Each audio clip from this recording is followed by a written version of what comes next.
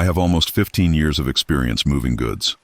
Enough time to familiarize yourself with almost every deserted roadway in the Southwest. Name's Colorado Springs-based Rick Harmon. I was transporting diesel generators from Grand Junction to a construction site near Escalante tonight. It was a lengthy, desolate section along State Route 24 that cut south into the high desert of Utah. Around 4 to 11, I passed into Utah, quickly refueled in Green River, and headed south. The isolation of the stretch is evident to anyone who has driven it. Miles of stony desolation, with strange shadows cast by the moonlight. Just me, my rig, and whatever kept scuttling off into the brush at the edge of the headlights. No traffic, no mobile reception. I went over a cow gate about 30 miles south of the turnoff after 30 minutes. At that moment, I noticed him standing slightly off my shoulder, obviously a male. I initially thought he was a hitchhiker, quite normal on these deserted roads. He did not, however, alert me. He watched the truck go by while remaining still and keeping his arms straight. I saw a glimpse of pants, a white undershirt, and shabby boots in that brief burst of headlights. Nothing more. I whispered to myself, clutching the wheel a little, more tightly. No jacket, no backpack, just a silent figure who is totally out of place in the middle of nowhere.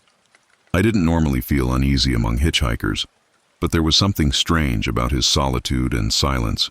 I ignored it as my caravan hummed behind me, its wheels rolling steadily over the road. A local drunk, perhaps. Perhaps someone lost it, but I continued. If I didn't have to, I never came out here. I spotted him again around 25 minutes, and 20 miles later, next to a dried-up ravine that cut off from the road. It was the same guy, I promise. The same posture, identical attire, and the same eerie silence. My headlights passed over him once more, standing motionless and precisely straight. There was no indication that he had even noticed my truck screaming by.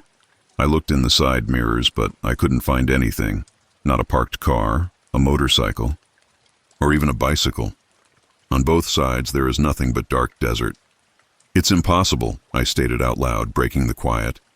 No one could run that far in that short a time, even at top speed.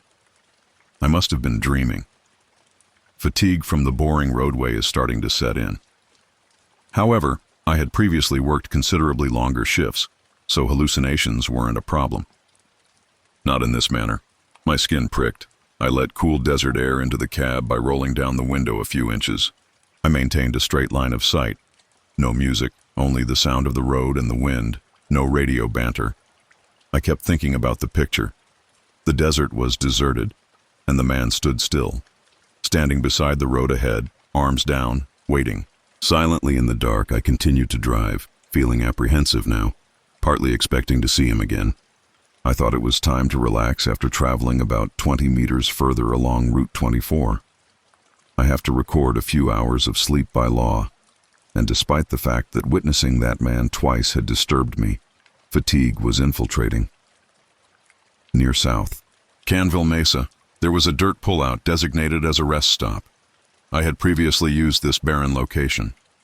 Just a rusty trash can and faded placards that are hardly visible in the dark, no lights.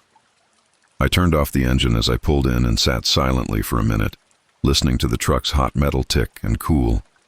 I looked out the windscreen, allowing my eyes to get used to the almost pitch-black surroundings. Miles of flat scrub and far-off rocky outcroppings silhouetted by moonlight were all that moved. I pushed myself to relax by reclining in my chair and closing my eyes. Normally, it was simple to go asleep, but tonight it seemed like every sound was louder. Something faintly scraped against the undercarriage in the wind outside. The sound of my own breathing felt out of place. I felt tense, and even though I was tired, I couldn't fall asleep. The tapping then started. Just behind my cab, there were 3 gentle, rhythmic taps equally spaced against the metal side. My breath caught when my eyes suddenly jerked open. I immediately reasoned. Debris from the road and rocks that the wind has stirred up. However, the sound quickly ended and was replaced by silence as I listened more closely. Even outside, it's too quiet. I cautiously descended from the cab, leaning forward and taking my torch from the console, using the beam to sweep the dirt. Well, at first I didn't notice anything strange. Then I froze and moved to the side of the truck. Footprints, There are new distinct footsteps in the fine dust that surrounds my rig. Just the outline of toes and heels pressed precisely into the soil, barefoot with no tread. My stomach twisted in agony. I frantically swung the torch about, but the desert had no track.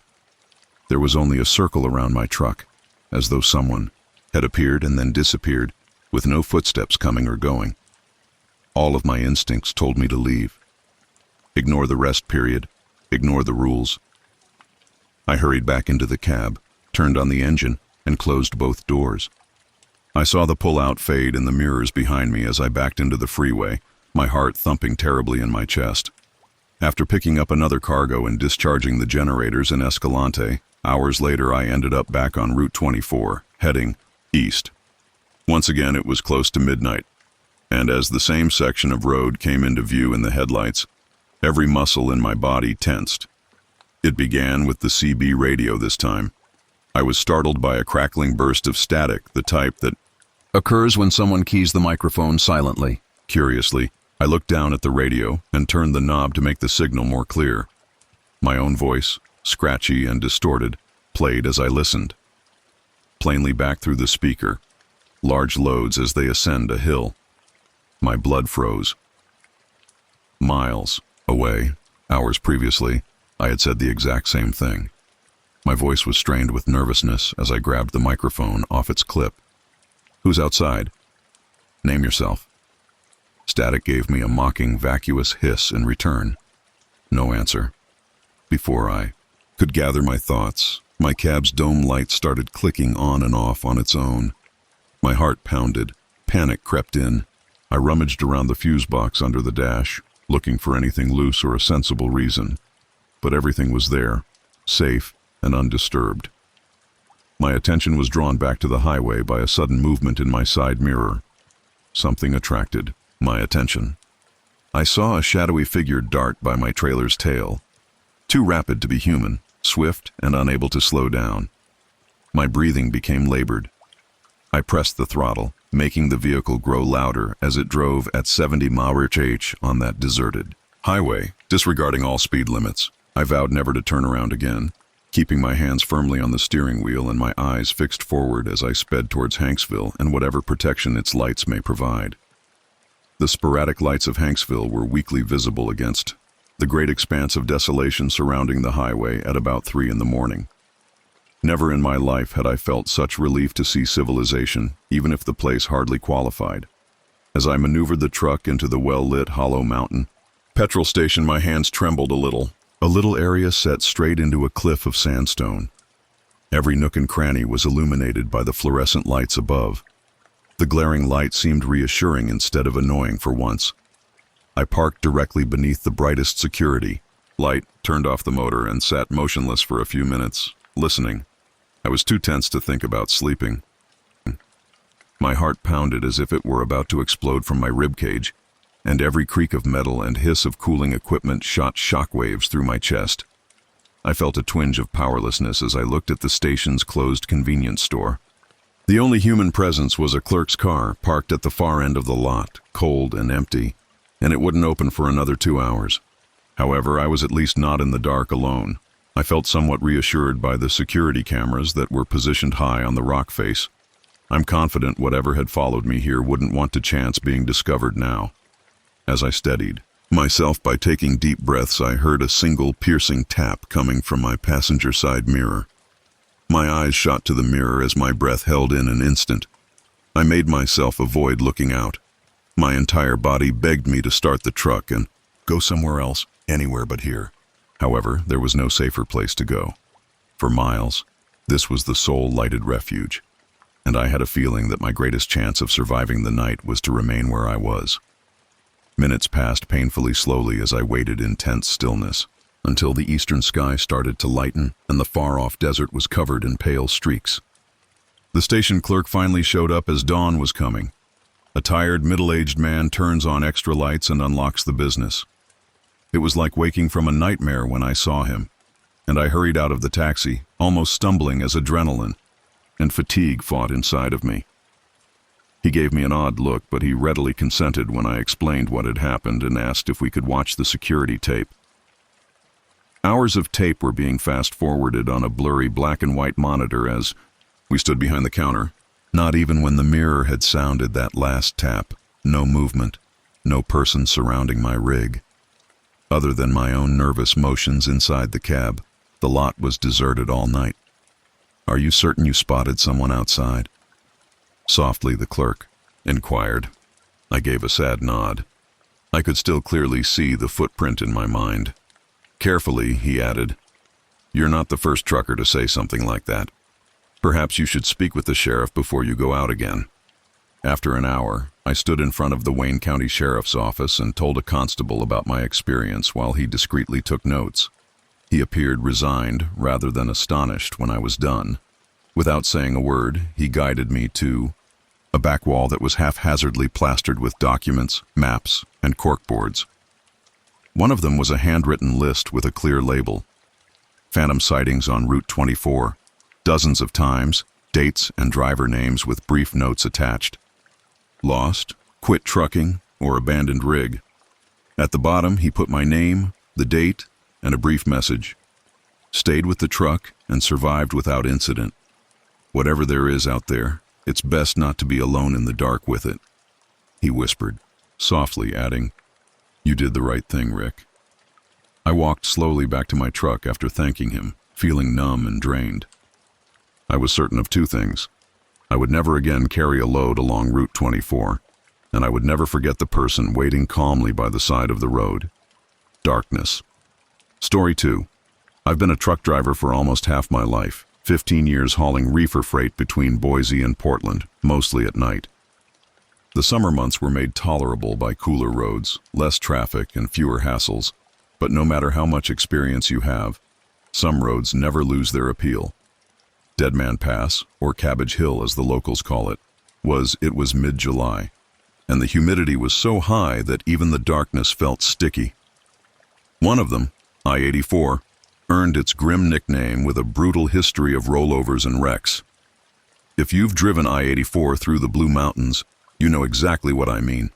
The steep grade, the tight curves, the unpredictable summer rock slides. All of these things kept your nerves raw, especially as the clock ticked towards 3 a.m. It was about 3:30 when my headlights caught something strange just past milepost 227. A man was standing by the shoulder, frantically waving one of those reflective emergency triangles. I had left Baker City at around 2:45 a.m., with my refrigerated trailer loaded with 31,000 lb of frozen meats headed for Portland. Scout, my border collie, curled up on the passenger seat, and the road was empty enough to let my guard down, if only slightly. My instinct told me to keep going, but something about his desperate movements made me take my foot off the gas.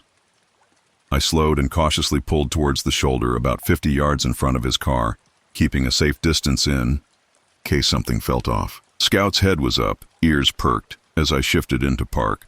The car was an old white SUV parked ahead at an awkward angle against the guardrail, hazard lights blinking silently into the darkness. "Hey, you all right back there?" I rolled down my window halfway and squinted into the side mirror, watching the man warily. He stood motionless behind his SUV instead of approaching my truck, and he made a desperate gesture for me to get out and come over. There were no explanations or calls, just silent, desperate gestures under the pale glow of my taillights. I yelled, pointing my torch out the window, and the bright beam cut through the shadows, revealing him completely for the first time. His face was slack, emotionless, and staring directly at me without any sign that he had forgotten how to be grateful, relieved, or panicked. Human face was intended to work. His clothing were dirty, and his trousers were torn down one leg. He remained there looking at me like a strange statue, his hands still outstretched. I felt a chill run down my spine, and my entire body begged me to move. "You got a phone?" I shouted once more, giving myself one more moment to make up my mind. The triangle dangled loosely from his other hand, its reflectors flashing faintly each time it caught my lights. But he didn't answer, move, or even blink. I looked at Scout, whose hackles were up, eyes fixed on the stranger, and said, "Nope," muttering, "No way." I put the rig back in gear and moved slowly at first, feigning to go farther down the shoulder. I could see him standing still in the mirror, lit up by my red brake lights, before I hit the gas and felt my thoughts were interrupted by a sharp, high-pitched alert from the truck system. Trailer door open, and I felt a cold jolt.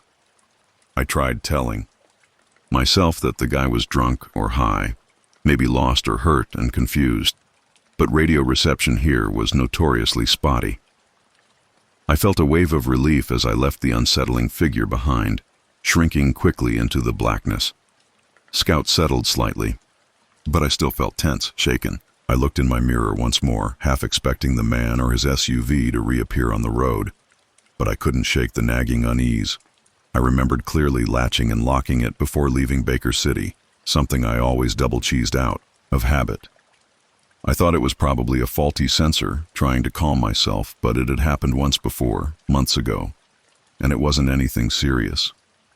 It took about a mile before I realized something wasn't right, but I didn't realize it at the time, but pulling over at Dead Man Pass had set something in motion, something I couldn't yet understand, something I'd soon wish I had never stopped to find out.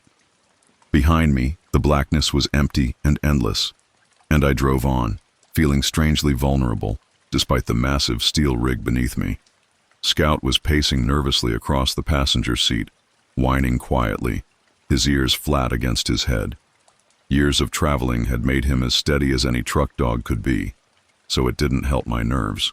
To see him rattled, the truck felt strange, almost like the trailer was fishtailing slightly, just enough to be noticeable, but not so much that I initially thought it was wind gusts. My dashboard lit up again. The trailer's axle system weight sensors suddenly spiked, and my load increased by almost 500 pounds before returning to normal. This was odd, but not impossible. Sometimes inaccurate readings occur on long hallways, particularly when traveling through areas like the Blue Mountains. Nevertheless, this one felt different, so I forced myself to breathe steadily and deeply. I tried the radio, contacting any truckers within a few miles. I asked, trying to sound neutral, if anyone was westbound around Dead Man Pass picking up crosswinds or strange road conditions. After a few seconds, static crackled before another driver answered, "No, on the wind. Eastbound. It's a quiet night. Outside." What's the other trucker laughed dryly over the radio. "Careful out there. Could be those Cabbage Hill ghosts." "Up, Lisa?" I asked, attempting a casual tone. "Trailer's acting weird. Sensors bouncing all over the place. Probably nothing, just jumpy, I guess." Scout huddled against the seat now, eyes wide. It felt irrational, but his reaction convinced me this wasn't just paranoia. He'd been through plenty of rough weather, bad roads, even animal encounters, but never acted this way. I forced myself to keep my eyes on the trailer, watching it carefully with my eyes flicking towards the side mirrors.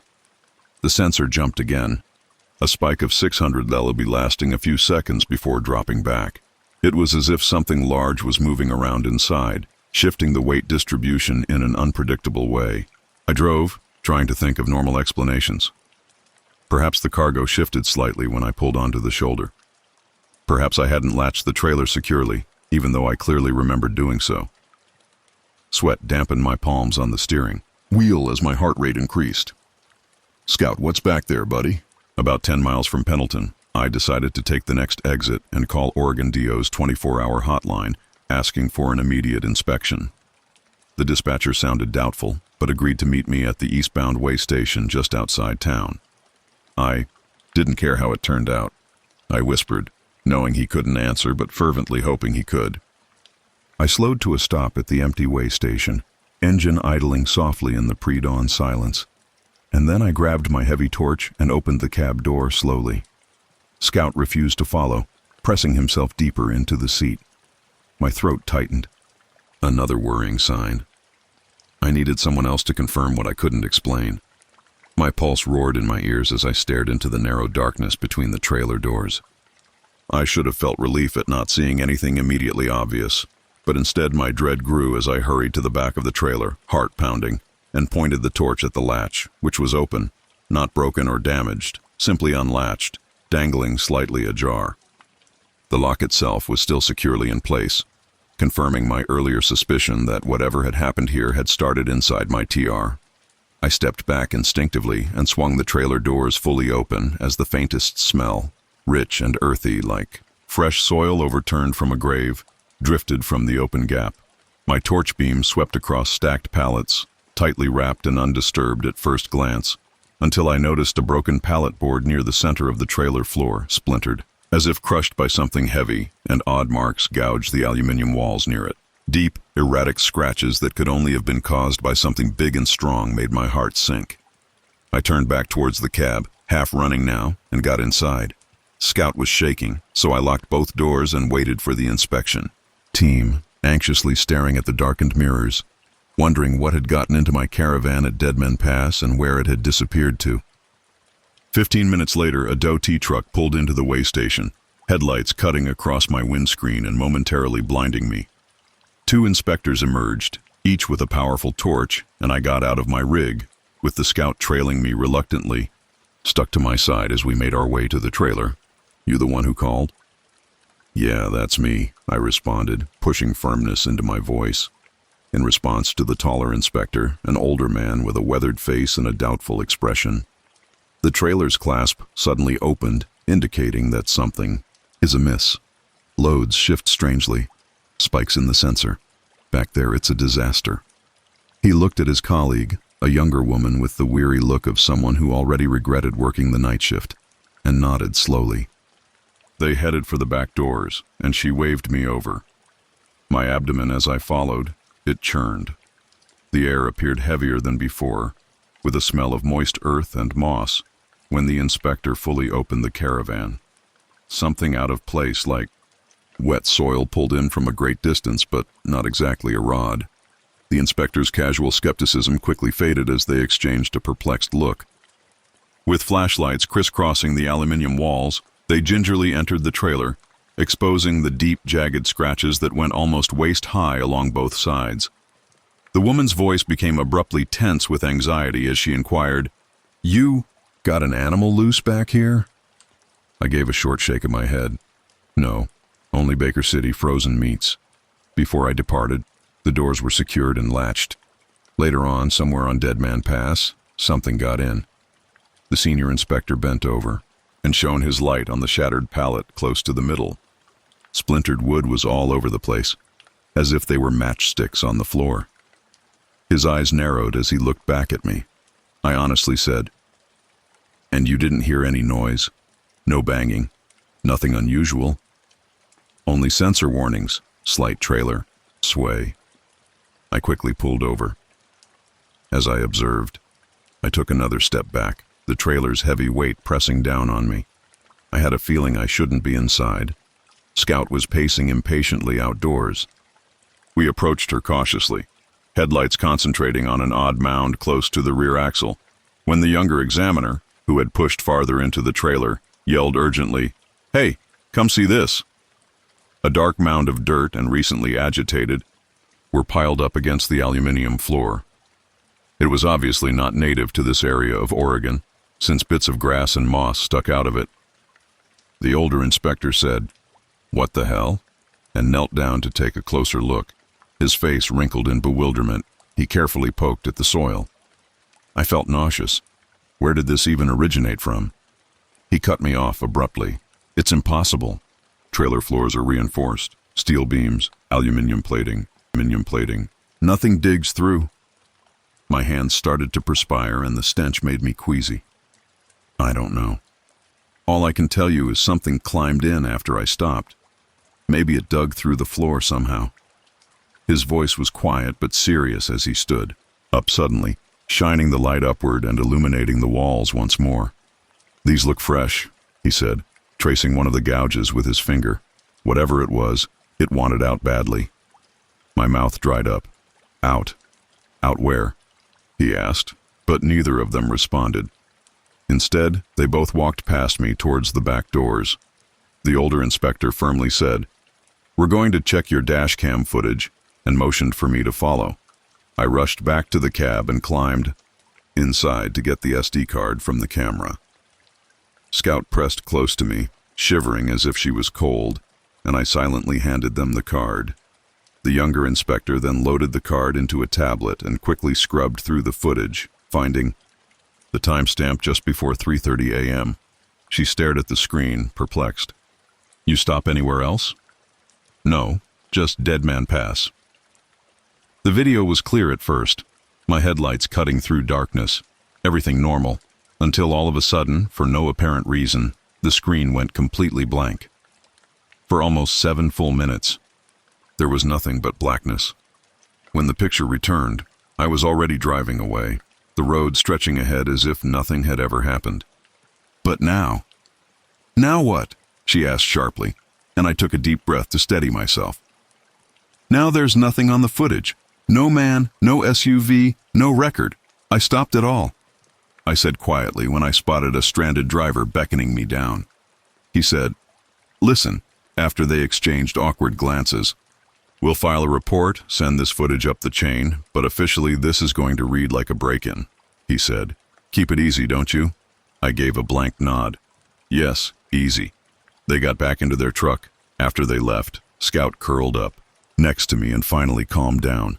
And I spent a long time sitting in my taxi, staring blankly at the dash, trying to make sense of it. I drove to Portland in a fog, the trailer dragging behind me, feeling heavier than ever. And after unloading, I refused to spend any more nights alone in the mountains because I'd seen enough. But I knew better. Whatever got into my caravan at Dead Man Pass wasn't seeking for cargo. It was looking for a way out, and I'd provided it one.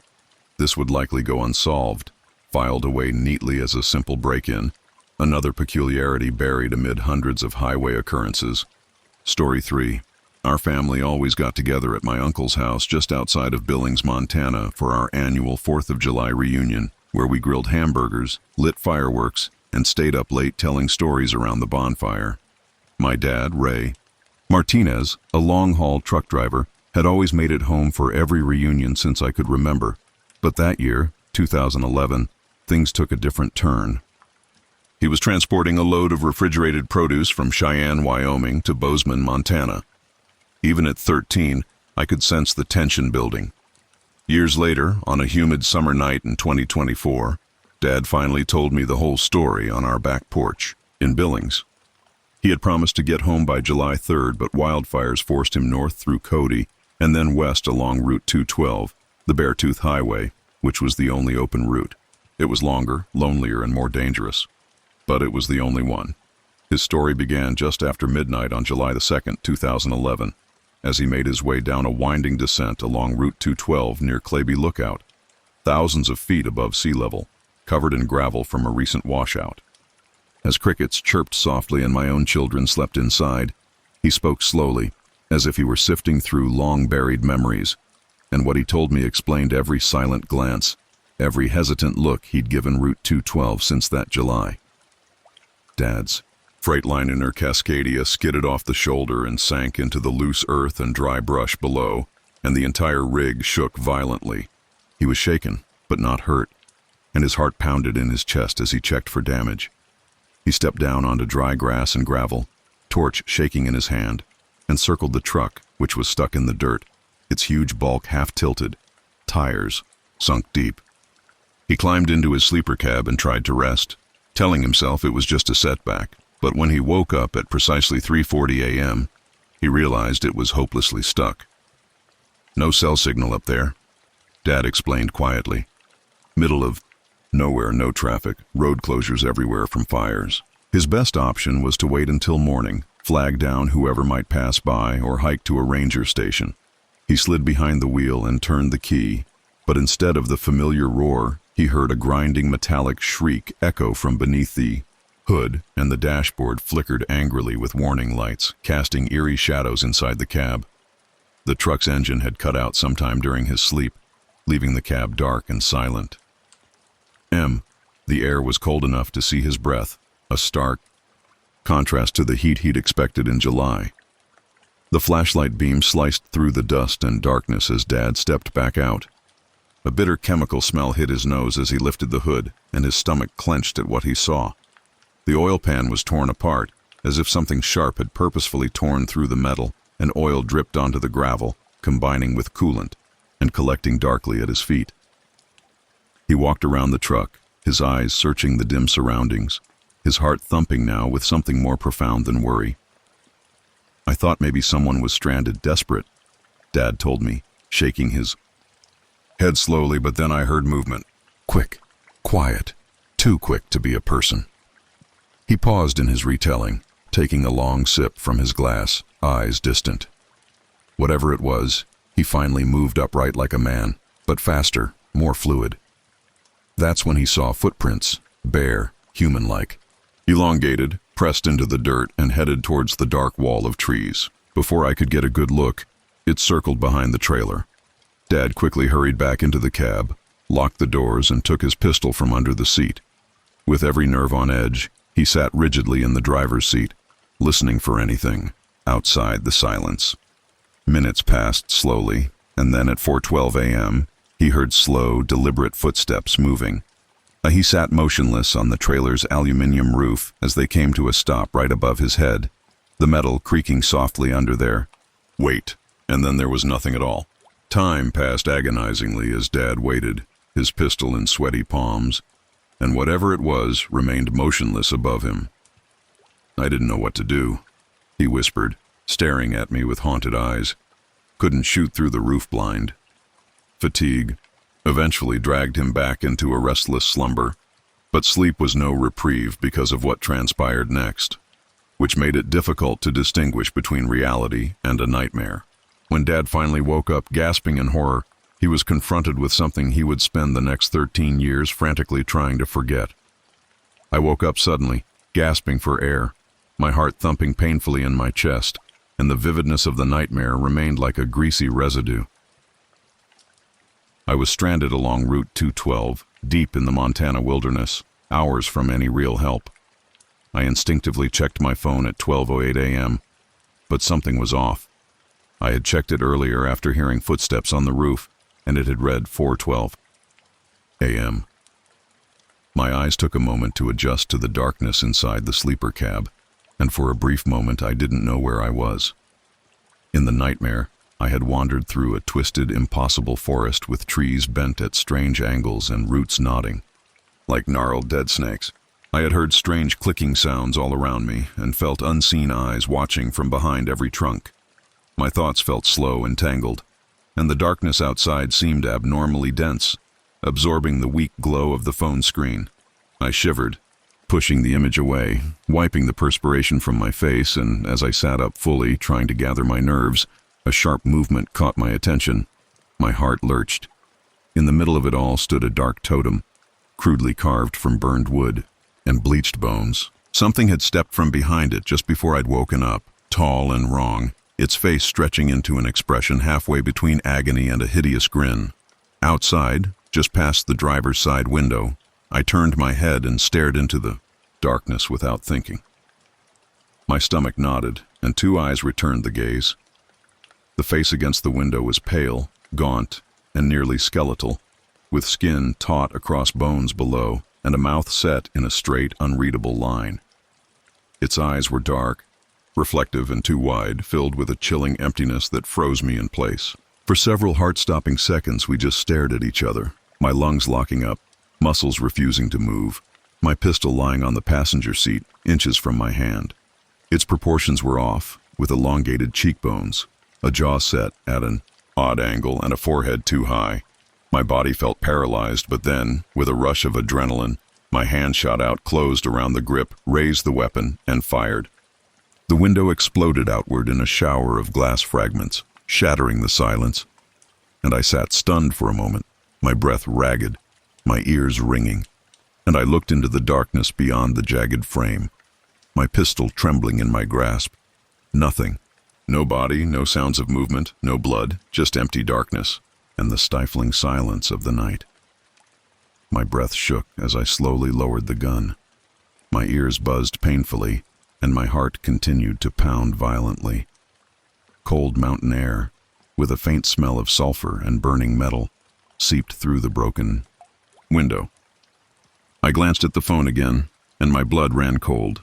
The screen showed 12:13 a.m., which was only 5 minutes since my last check. It was impossible. Hours seemed to have gone by. I carefully got up from my seat and looked through the broken window, my eyes darting around, looking. The gravel lying untouched as if the figure had never been there at all. The dirt next to. The truck smooth and undisturbed, with no footprints or signs of movement. I had seen it clearly, though, and I knew I hadn't imagined it. I backed away and sank into the sleeper bunk, covering my bleeding hand with a rag from under the seat. My mind was racing, wondering what was going on. Time was no longer making sense. Minutes were turning into hours, but the clock hardly moved and something utterly strange was taking place. For some reason, I sat up straight for the next hour, holding on to the pistol and listening to every little sound. Eventually, the adrenaline gave way to exhaustion, which dragged me uncomfortably towards sleep. I struggled to keep my eyes open, afraid of falling back into that twisted dream, but exhaustion took me again, and when I woke up the next morning, I wasn't in the truck. My truck, my only lifeline, was nowhere to be seen, and the darkness of the forest was thick and oppressive, giving no hint of familiar roads or landmarks. I was standing barefoot in the dark, surrounded by trees I didn't recognize, the rocky earth digging sharply into the soles of my feet. I was nauseous and disoriented, and my heart was racing as I tried to remember how I'd gotten here. I shivered, realizing that I'd left the pistol behind, unarmed and vulnerable, and my pulse quickened. Despite spending hours driving through this area, the surrounding trees twisted upward at strange angles. The landscape was unfamiliar, the air was thick and oppressive. There were no insects chirping, and the silence was absolute and suffocating. Behind me, branches snapped sharply, breaking the silence, and something heavy moved through the brush, pacing in measured deliberateness. Branches ripped at my arms and face as I ran blindly, following my instincts. I turned rapidly, breathing shallowly, and stared into the darkness. I saw nothing clearly, only glimmers of dark, swift movement that stayed low, shifting side to side and weaving through the underbrush with unnerving speed. Every breath burned as I jumped fallen logs and dodged trees, desperate to get away from whatever was chasing me, and I stumbled, tripped, and rode myself, continuing through the darkness until, mercifully, I broke through the trees onto a rough clearing. There was a small log cabin ahead, barely visible under moonlight filtering through clouds, with smoke curled gently from its chimney, promising cover. My legs shook from fatigue, but I pushed on, fueled by pure terror, and I arrived at the porch of the cabin, panting, hammering my fist against the heavy wooden door. "Help!" My voice broke, resonating hollowly in the clearing. "Please open up." After a few tense seconds, footsteps shuffled inside, and the door creaked cautiously open. An elderly man emerged with a shotgun securely grasped in aged hands, eyes squinted, wearily above a gray beard. "What on earth is happening out here?"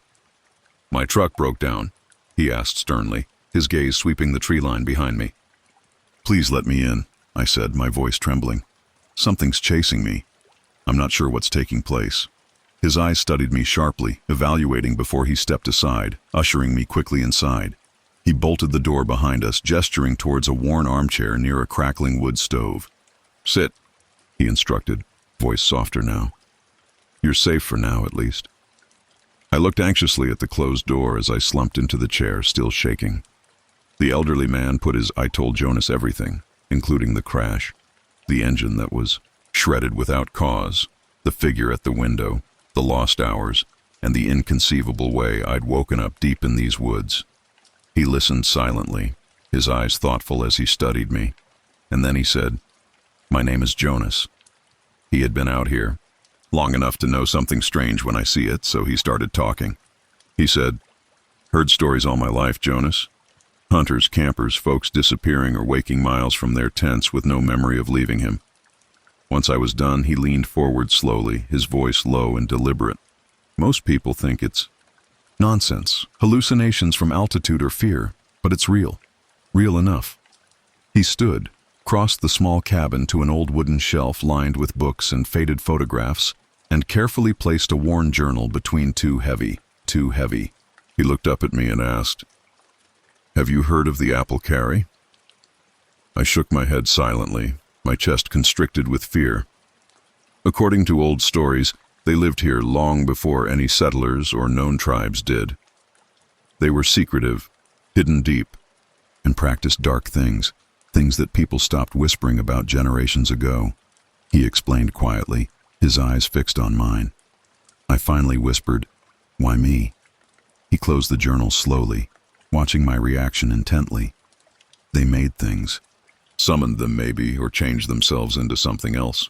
They're called the wrong ones, mimics. They look human enough to trick you, but they're not human. Not anymore. I could hardly hear myself when I said, "How do you stop them?" Jonas shook his head slowly, eyes shadowed. "No reason anyone can figure. Sometimes folks get close to places they shouldn't see. Maybe you drove through the wrong stretch at the wrong time. Once they set eyes on you, they don't let go easily. They warp your memory, twist up time, and make it difficult to know what's real." With his shoulders slumping, he said softly, "You don't. You just wait and hope they lose interest. The good news is you're still here. Means they haven't taken you yet."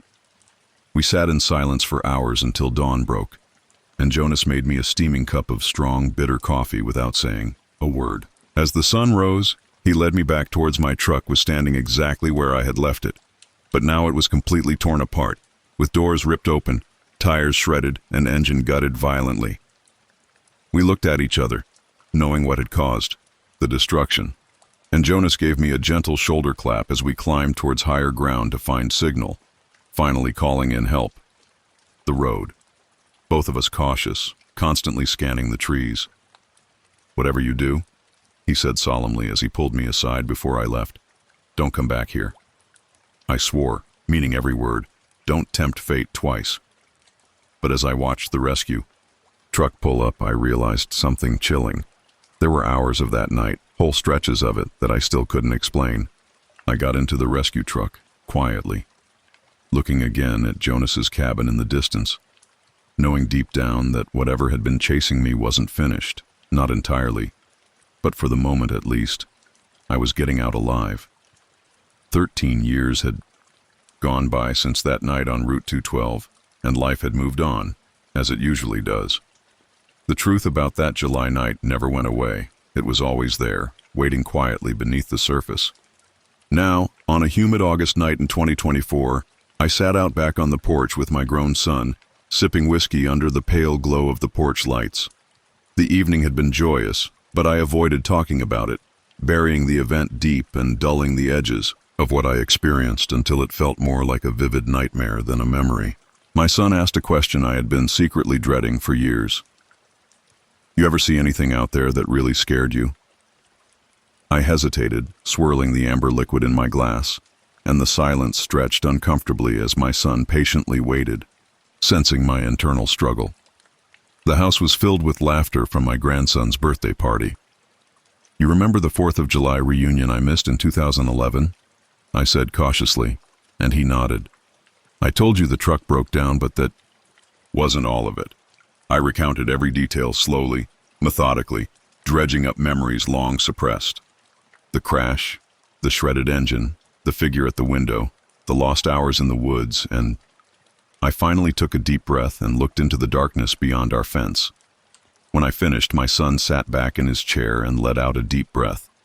"Why didn't you ever say something sooner?" Every word seemed weighty, like an anchor pulled up from deep waters. My son listened, silent and intent. The humor of earlier now totally evaporated from his face.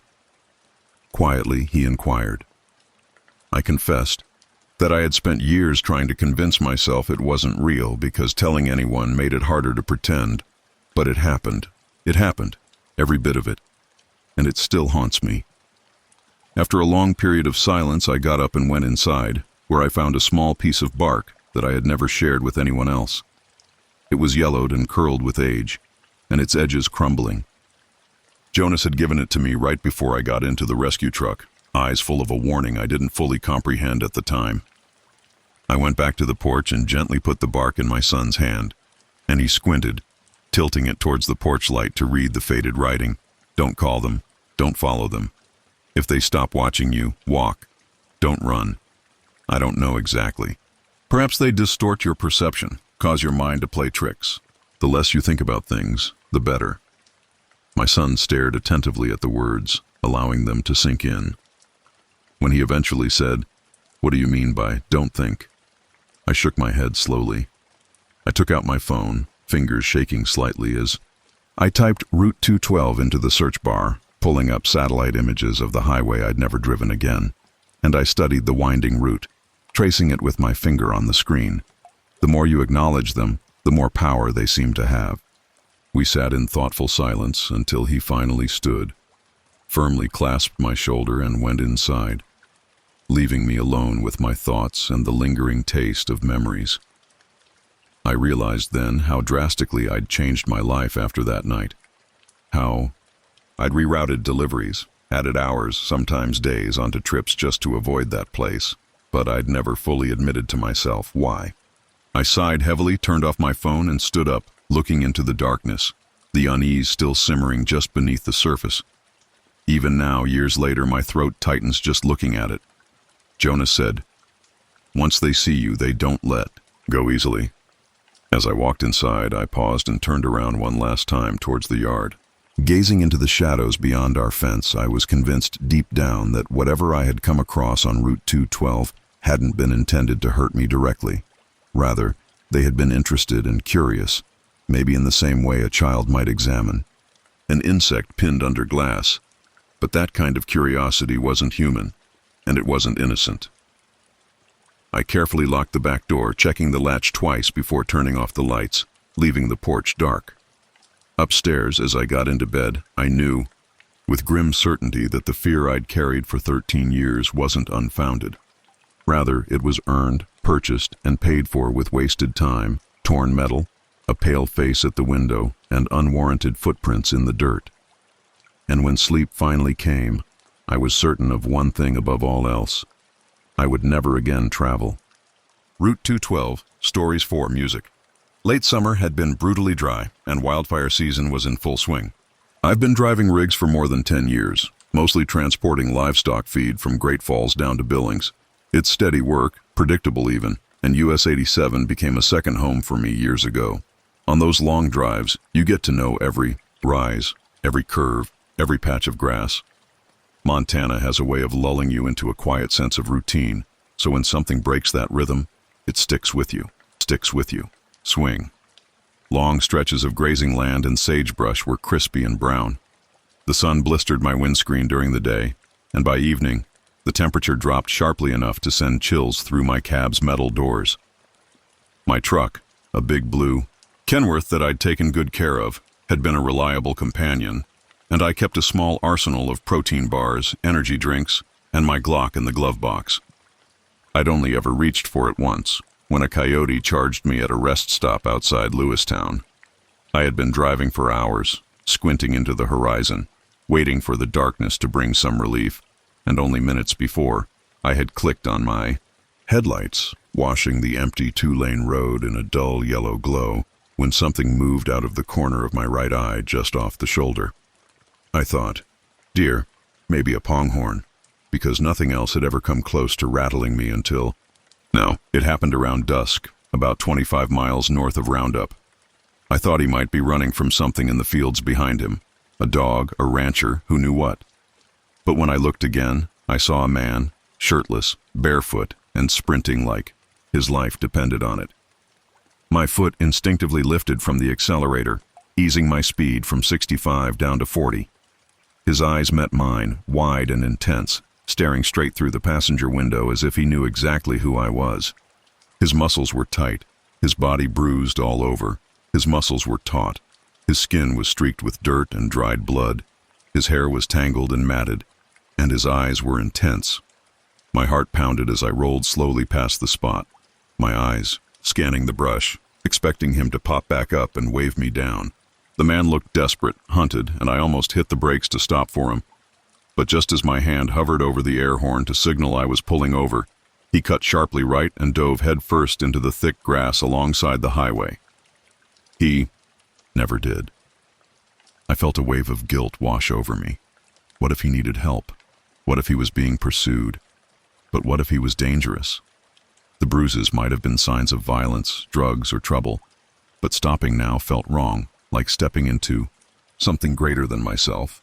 My knuckles were still white around the steering wheel, and I was about to convince myself that I had imagined the whole thing when, 15 minutes later, the same man reappeared out of the darkness to my right, running parallel to the truck, precisely matching my speed. I radioed dispatch after a moment's hesitation, but all I got back was crackling static. Cell coverage was practically non-existent here, so calling anyone was out of the question.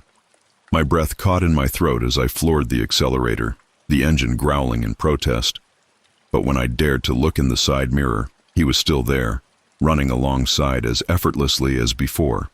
He didn't wave or shout, just ran with his eyes fixed dead ahead and his arms pumping methodically, stride even. He was there, a dark silhouette flickering through the headlight's periphery reach. And then, as abruptly as he had appeared, he veered sharply and disappeared again into the shadows beyond the shoulder. My rig thundered forward, leaving him, or whatever I had just seen behind in the darkness. Sweat broke out on my forehead. There was no way, no human could keep pace with a rig going that fast. When I arrived at Billings around 10 Ruli, my nerves were raw and my mind was still replaying the runner's face. I didn't stop, I didn't look back, and I pushed forward, my heart hammering against my ribs, eager to leave Roundup behind, but deep down I knew the night wasn't finished with me yet. Pulling into the truck stop on South Billings Boulevard felt like entering the first safe zone I'd seen in hours. I parked the rig and turned off the engine, leaning back in my seat to take a deep breath. I had intended to grab a bite and crash in my sleeper cab, but something felt wrong, a persistent vibration that had nagged at me the last 20 miles. Bright overhead lights cast pools of white across the cracked pavement, making the whole place glow unnaturally in the darkness. Even at this late hour, there was comfort in the distant drone of idling engines and murmured voices over by the petrol pumps. My skin pricked in the cool night air as I stepped around the rig, shining the beam along the trailer tires. I reached behind my seat for the torch, grabbed my gloves, and hopped out of the cab. Subtle but insistent. Perhaps I'd hit something earlier and hadn't realized it. A pothole or road debris. After tonight, I wasn't taking any chances. There was nothing out of the ordinary. My pulse quickened as I knelt down. Something was lodged beneath the truck's chassis, just above the rear axle. A tangled mass of black hair dangled from one of the mounts, and I leaned closer, thinking it might be animal fur. But as soon as I pulled it loose, I realized it was coarse, and the hair felt wrong between my fingers like a violation.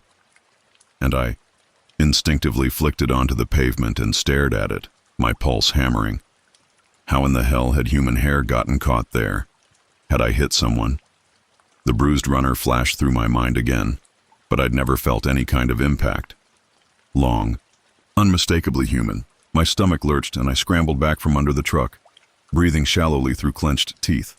Sleep came reluctantly, and I tossed and turned in the sleeper cab, unable to find rest, every little noise. Still shaken, I stepped back, towards the cab, suddenly aware of the truckers milling about the pumps, and forced a casual wave before climbing back into my seat and locking the door.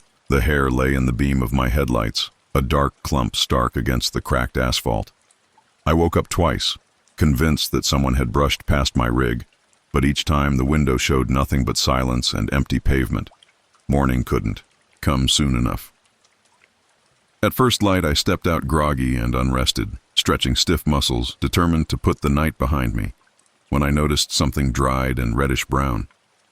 On the outside, the crunch of gravel beneath boots and the distant slam of a truck door jarred me awake again. Blood, dry and unmistakable, caked onto the steel in uneven streaks, was smeared along the rear bumper. A sinking dread twisted inside my chest. It hadn't been there yesterday. I climbed into the cab, slammed the door shut, and started the engine.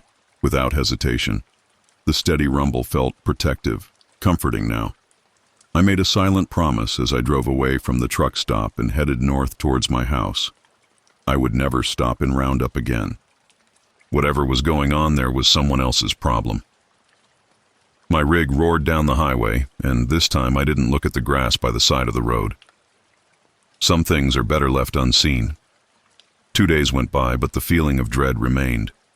My phone buzzed with an unknown local number around lunchtime on the second day, and I hesitated for a moment before answering, bracing myself. It clung to me, shadowing every thought, poisoning every quiet moment. I tried to hide it under household chores, cleaning out the garage and tuning up my old pickup, but nothing was able to erase the image of that bruised runner or the hair twisted around the axle. However, I was unsure of how to explain it without sounding crazy. I felt my chest tighten. "Is this Sam Weller?" said a gruff voice. "This is Deputy Harris from the Muscles County Sheriff's Office." "Yeah," I said. "You called dispatch about something strange near Roundup 2 nights ago. Someone was running along US 87. We need to talk to you about that. Where are you now?" "Home in Lewistown." "Why?" Guy appeared, bruised up, and was running barefoot. Something didn't seem right. There was a heavy, unpleasant pause on the cue. My throat felt like sandpaper. "What happened?" He cleared his throat. "Yesterday morning we had a rancher call it in. They found a man alive in a culvert off the highway north of Roundup. He had a length of chain still fastened to his ankle. He claims that someone had imprisoned him in a pit and beaten him when he attempted to flee. He was chained to his ankle, and I leaned against the kitchen counter to steady myself." "Yeah," the constable said. "It looks like he was kept underground. Pretty rough shape. We're trying to piece together how long he was out there." I recalled the bruises and the runner's desperate expression as he stared through my passenger window, and my nausea returned. "Listen, Sam." The deputy went on gently, saying that he saw a semi-tar, a blue rig going south twice, and that he tried to wave you down, but assumed you didn't see him. "I saw," I said in a low voice, feeling guilty, but he kept vanishing. "He never." He responded, "You weren't the only one to pass him by. Trust me, we just need to clarify details. You didn't notice anyone else nearby? Another car? Something suspicious?" "No, just him. And there was nothing strange about your rig after that. Waved, never yelled, just ran. No indication of touch." My throat constricted once more. I imagined the dark matted hair under my axle mount, the dried blood streaks smeared on my bumper, and my heartbeat thumping fiercely in my ears. "No," I lied. "Nothing." Another pause.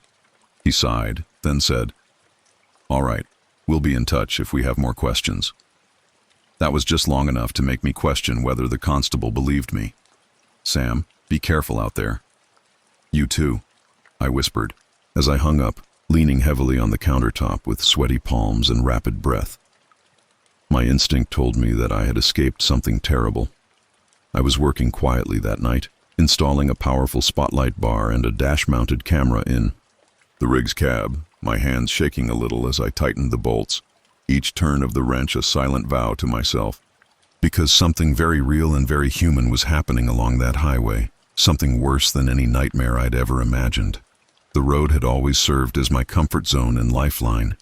However, it felt different that evening, hazardous and erratic. I was certain that I would drive again, but not in Roundup. Never on that section of the US 87. The truckers would hear the rumors, whispered to diners and at rest stops. Avoid slowing down close to Roundup. Keep going, for anything.